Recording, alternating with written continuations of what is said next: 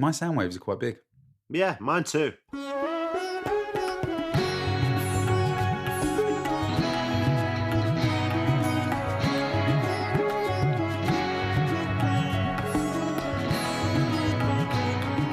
Hello and welcome to this episode of Tripology. I'm Alan and I'm here with the ever oracular Adam.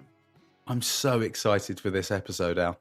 As am I. We're going to be talking about why we originally started to travel, what got us on that first plane and out into the world. Yeah, the moments that we can remember. Was there a specific moment for you that changed everything? There was a sustained moment for me. The reason why I originally went traveling was, to be quite frank, because of a prolonged state of melancholy that I was experiencing at the time. Go on. Well, melancholy was the catalyst to me getting on that flight at the age of 21. That's so young. You don't often hear about people going traveling that young. I do know that there are lots of young sort of 18-year-olds, 19-year-olds who go backpacking. But for the most part, it just turns into a big piss-up, doesn't it? And I think that for some people, that's a really valid thing in the sense that they've been working hard at university. They need some time to detox in the academically detox sense, because obviously they are toxifying themselves with a litany of alcoholic beverages. But I think, we would call that a gap year, maybe. A gap year. Oh, how do you feel about that? I'm not a big fan of the concept of a gap year, but I understand its position in culture as an academic detox for people, either before or after a university experience. Yeah. But for me, travel represented something entirely different, because for me, I was in this melancholy environment in my last year of university. I realized that I wasn't passionate about my degree. I did an English degree.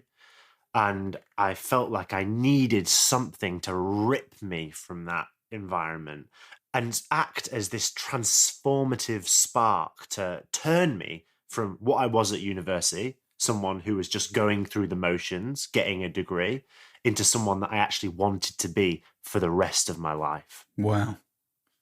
Were you at university because you wanted to go to university? Or, like so many other people, I was at university because I fell headfirst into that environment. I just got decent grades, didn't know what to do, and just ended up there. You followed the crowd. Well, absolutely. Well, I was a kid, right? Like I was 18 years old when I decided to go to university, and it just seemed like that's what everyone was doing. I didn't know what else to do. I mean, that is the conventional pathway, isn't it?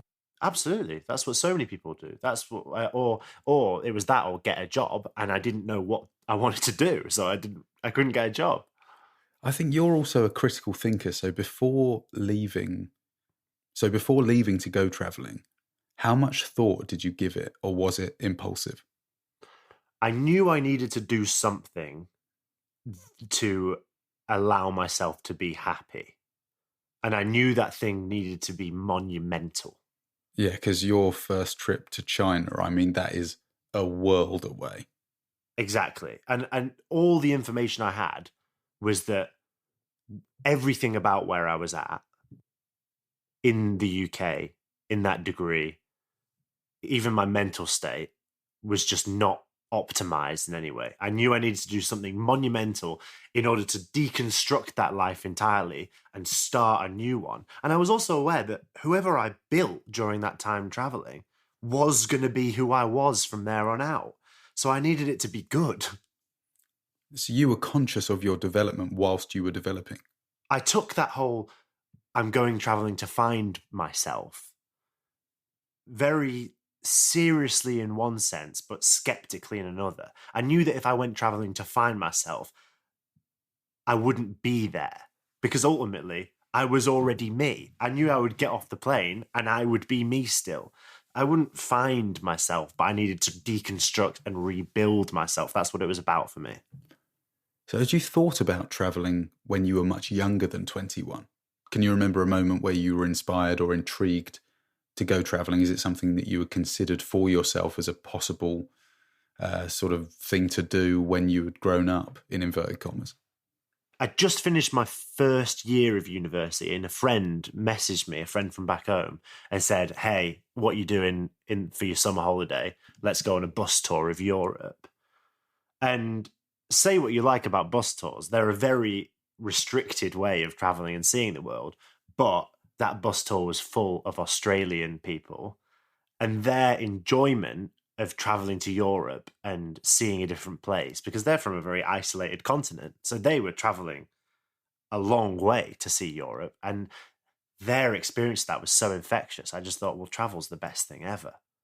I enjoyed it. I enjoyed going on that bus tour and seeing Europe for myself, but experiencing Europe through the eyes of people from an entirely different continent was so enlivening to me. I thought, wow, I want to do this with every continent on Earth. Do you think it's fair to say that experiences you have as an individual growing up, no matter how big or small, could manifest themselves into one going travelling for a long time? I think that depends on what travel is for you. I think that people who cultivate at a young age a natural curiosity will always have an inclination towards travel, because for me, travel is perhaps the pinnacle of curiosity. It's the absolute imperative end result of heightened curiosity. It's, okay, I'm going to search and find the things that I'm curious about out in the world.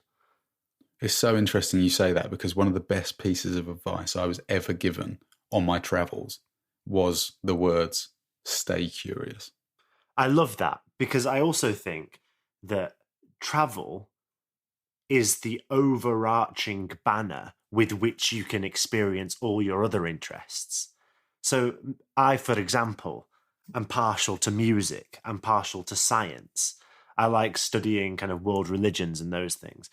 And all of those interests have been absolutely catered to by travel. I've seen some of the best music I've ever seen live traveling.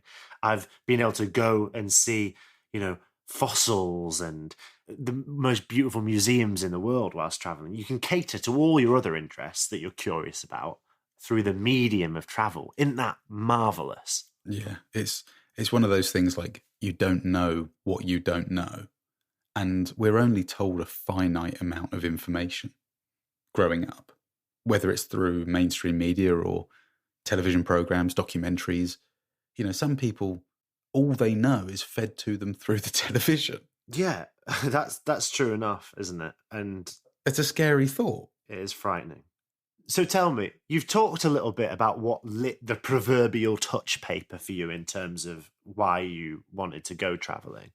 But were there early experiences for you? Was travel something that you aspired to well prior to that? Or was it something that you stumbled across as something that you think, this might be it for me? I remember from a very young age, probably around 10, 12, something like that, I used to question my parents as to why we didn't live in the places that we went on holiday. And, I'm young. I didn't have any concept of earning money or, financial commitments, a mortgage or job or anything like that. I wasn't computing those. All I knew as a young, innocent child was that we would take 2 or 3 weeks off in the summer and we'd go somewhere where we had an amazing time. And my parents seemingly loved it. My sister and I had an amazing time. So I remember thinking, why do we spend a very small amount of time somewhere we love, and then the majority of our time somewhere that's just normal, or it's not that exciting? It's not challenging. You've just evoked a memory from the deep recesses of my mind. I watched an advert on the TV once when I was a kid, and it was talking about tourism, and it was like, see culture, see beautiful landscapes, and it's be a tourist. And I went into the study, like the office that my mum was in, and went, Mum, do you think maybe we could be tourists? Like, I thought it was something that you could just be. And my mum was like, well, we are tourists whenever we go away. And I was like, wow, I've been a tourist. It seemed like something, it's so interesting. To be a tourist seemed like something so sexy to me. Yeah, very sort of grandiose and put up on a pedestal. A mind-blowing thing to aspire to my childlike eyes. We are incredibly lucky that we can be tourists almost everywhere in the world. But you've also spoke truth about the fact that you kind of try and avoid being a tourist. I think traveller is one step above tourist, isn't it?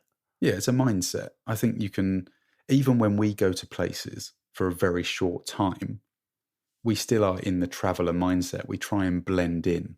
I always think when people talk about, oh, if you could live forever, would you? I think I would, just so I could live in every single country in the world. I would love to have 1,000 lifetimes so I could live in all these different countries. I just think you can have such a completely different experience as a citizen of everywhere. Yeah. Oh, without a doubt. I mean, it's completely different, especially in Europe. There's so much diversity. You go down the road and it's like a different world. So we've established that there was perhaps some early experiences that we had that evoked this intrepid nomadic perspective that we later cultivated as we grew up into young adults. What I want to talk a little bit more about, Adam, if I may, is travel as a self-medicative process that we maybe applied to our own lives. Because as I said, I was feeling melancholy about my situation in life. I wasn't excited about what I was doing. And I chose travel as this way of deconstructing my sense of self and rebuilding it into something which I found more fulfilling.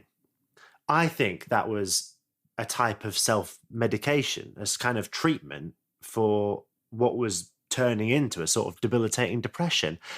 Terrible way to bring the mood down on the podcast, but I do think it is very important because a lot of the people who I've met who seem to get addicted to travel in that way are doing it because it gives them a feeling which makes them feel better. And that's what it does for me. That thing that I created by going traveling and staying traveling and keeping on traveling, that's the reason I'm happy today. Does that feeling of happiness subside when you're in one place for a long time? Do you often use nostalgia to increase your level of happiness? I think that the longer I'm in a place, that beautiful sense of novelty, which I associate with happiness, starts to dwindle and diminish like a candle getting to the bottom of its wax. So you've got to be on the move fairly frequently then. I think I'm my happiest when I'm on the move fairly frequently. And there are other things that check those boxes as well. I like to feel connected to nature. A lot of the travel that I do takes place in quite rural or natural environments. I'm fairly extroverted, so the more I'm with people in like hostels and things, I feel happier in those environments. Travel ticks a lot of different happiness boxes for me, and novelty is one of those. I like seeing, doing, and being in new places. So when I embarked on a trip and I thought about living in other countries and being surrounded by different cultures and different people, it was because I knew that I was almost stunting my growth, my development as a person. I love what you said so much. I think travel is just an exercise in perpetually being a novice. Because if you're born in Leeds or London or Manchester or Birmingham, you become an expert in that city over the course of your life. And there are benefits and positives to being an expert in the place that you're at. You have real structure and you know people really well and you can trust people or figure out who you can't trust and you have stability and all those things. You're an expert. But to be a perpetual novice is to be constantly striving to better yourself, is to be uncomfortable, but just on the edge of discomfort where anything could happen. You could learn a new skill. You could meet a new person. Endless possibilities come from being in a new place. Yeah, I think being challenged on a daily basis, or, you live somewhere for a longer time and you become used to it. But again, it's about always being excited. It's about having that constant buzz and to be stimulated all the time. I think there are going to be people listening to this that think, oh, well, these guys are just addicted to travel. What's the difference between being addicted to travel and being addicted to anything? They're obviously getting their dopamine fix from travel at the expense of everything else positive in their lives. Yes. At the expense of security, stability, family, friendships, all those things. They're giving up all those things to pursue this one thing that they're obviously addicted to. What are your thoughts on that? Well, if it's any consolation to the listener, we're now addicted to podcasting as well. We've got addictive personalities. We've recorded 16 podcasts this week. That tells you how many have been axed, as this is only episode 3. Yeah, my landlord, bless them, they haven't been able to put the air conditioning on. Because the air conditioning makes noise, not because Adam's a diva and he's like, I will not podcast in freezing cold conditions. I think we probably are addicted to travel, but I don't think it's to the detriment of our own or anyone else's lives. And I think we're in it for the right reasons. I think we're doing it for the right reasons. And you do have to put a lot on the line. We are very fortunate that we're able to travel the way we are, but we are also making huge sacrifices when it comes to a career, any sort of longevity, our personal finances, relationships, all this kind of thing. We're putting it all on the line to do something we love. What's the difference between a sacrifice and a detriment, though? Because there's people that will hear you say, it's not to the detriment of this, but we are making a sacrifice and putting it on the line. What's the difference between a sacrifice and a detriment? We're not negatively impacting anyone else's lives. And I wouldn't say we're negatively impacting our own lives. But it's a trade-off. It's a trade-off. You've got to make a decision. It's very difficult for us to build certain relationships or have long and prosperous careers, perhaps in the same business, the same company, the same job role. But then we're striding forward in other areas, and we've deemed these areas more important to us. That's so right. And isn't everything in life ultimately a trade-off? Because the only difference between the trade-off the travelers make and the trade-off anyone sitting at a desk is making is that we've sat at those desks, so we know what the trade-off alternative is. But I think there's so many people now who would make exceptional travelers, who would love it and want to do it forever. But right now, they haven't made that trade-off, but they don't know what's on the other side of the coin. And I think living a comfortable life has got its own merits, but we're not looking for that. We're looking for discomfort. We're searching perpetually for things that challenge us, for things that will help us grow, for things that will allow us to discover. I think that in a world where travel as a vague concept is commodified and sexualized and Instagramified to a point of being completely irrecognizable from the actual activity of traveling, I think it becomes something that everyone thinks that they want to do. But thinking you want to travel and actually pursuing travel above all else are two entirely different things, aren't they? Yeah, they're very different indeed. But I remember when I was working in my job, I was in my early 20s and I'd been on a few holidays recently in the last couple of years, and I'd really started to gravitate towards and connect with people from mainland Europe. And I remember feeling very distinctly that the people from mainland Europe, so let's say we were at a bar or at the beach or whatever, and we were in a group, there were people from Russia, people from the Netherlands, people from Spain, and I really felt like they all had a connection amongst themselves, and I felt like an outsider.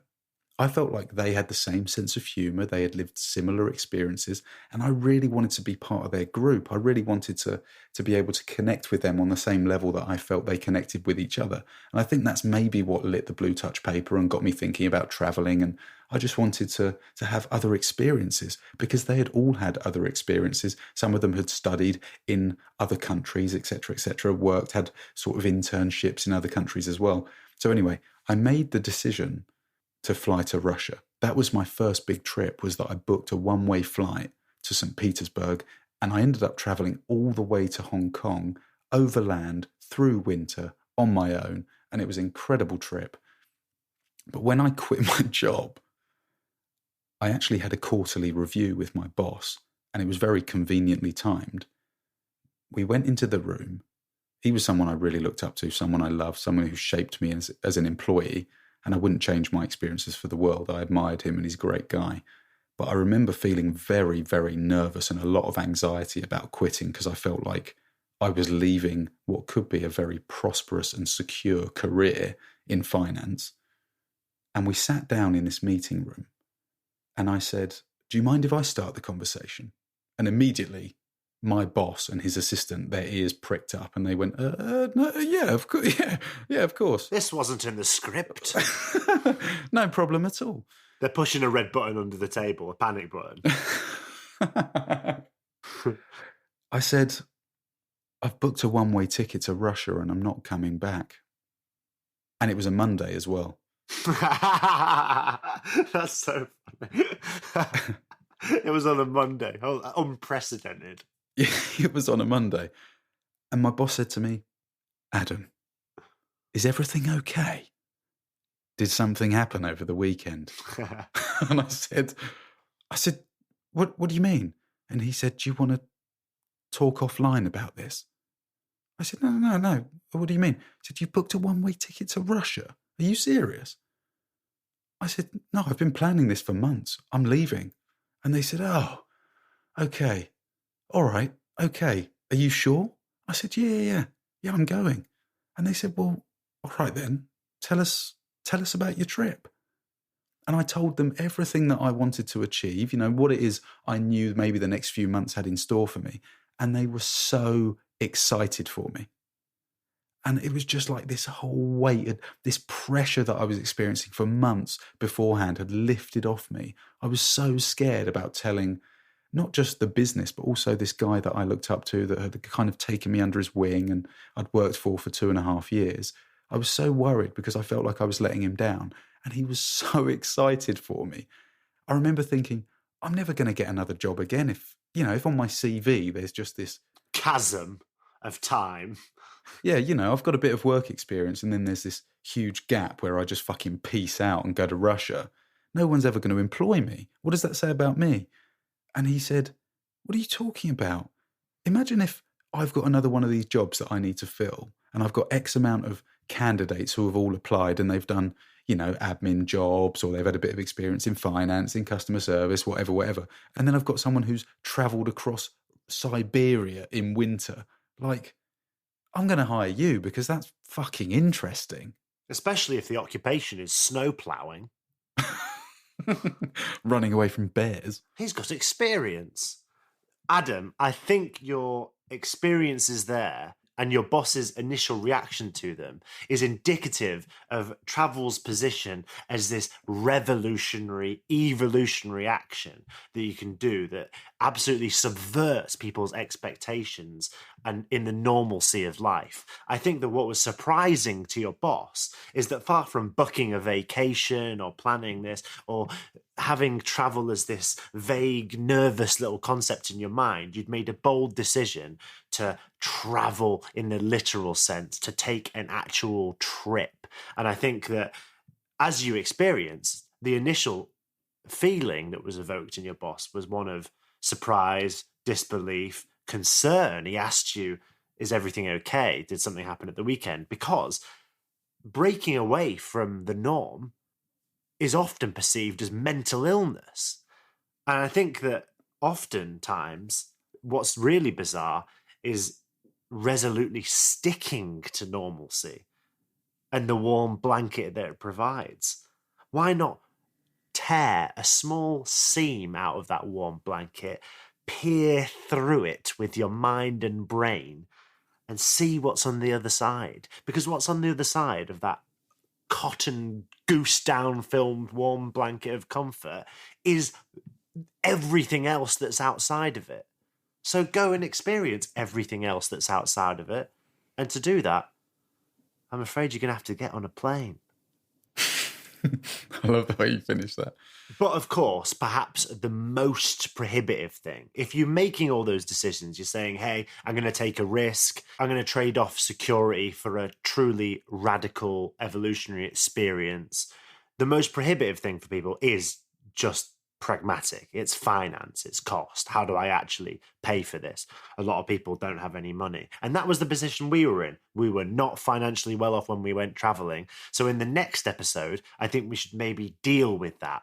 A few little tips and techniques. If you're not financially well off, how can you actually get started? Because me and you both had little plans in mind to propel us further than we knew our limited finances would allow. Really, I just had money for a flight and then a little bit extra for everything that I might need. I didn't have a lot of money. I certainly didn't have enough money to travel for any kind of long-term experiences. So I think in the next episode, we'll talk a little bit about our techniques for doing that. What do you think? Yeah, that sounds really good. And I think we can dive into what it takes also from an attitude perspective. Because if you've got a little bit of money, you've got a work visa, there's a rough plan there for your first couple of months, and you're also open to doing a lot of things to keep yourself afloat, the options are endless. Absolutely. So if you're sold on the idea of travel, but you just want to know how can you do it, you've got to tune into Tripology next week. It's an absolute no-brainer. But before that, head to our social media pages. It's at Tripology Podcast. There you'll find a plethora of images, pithy one-liners, and beautiful little stories all about travel. It's well worth a quality sit down as if you would with a beautiful book, an old tome, a Dickens novel, but instead a cellular device with one of our social media pages up there. It's going to be ever such a treat for you at Tripology Podcast. If you have some profound thoughts whilst you're doing that, who will listen to them? Why not email us? tripologypodcast@gmail.com. We'll listen to all of your thoughts, feelings, concerns, questions, queries, anecdotes about travel, and we'll respond. Also, we'll address them on future episodes of the podcast, won't we, Adam? Yes, send in your travel stories, for fuck's sake. And your travel questions. Oh, God. I want to go to South Africa, but I'm ever so terrified of lions. Oh, my goodness. I want to go to Asia, but I don't know how to use chopsticks. Ah, what a glorious thing it would be to sojourn to South America, but I don't know what hiking shoes to wear on my trip to Patagonia. All these questions and more will be addressed. But right now, I'm going to go to episode 4. I'm going to go on my own little adventure there. Now, Adam, will you join me? I'd love to. Is there room for 2? Let's go. We'll see you there. Bye.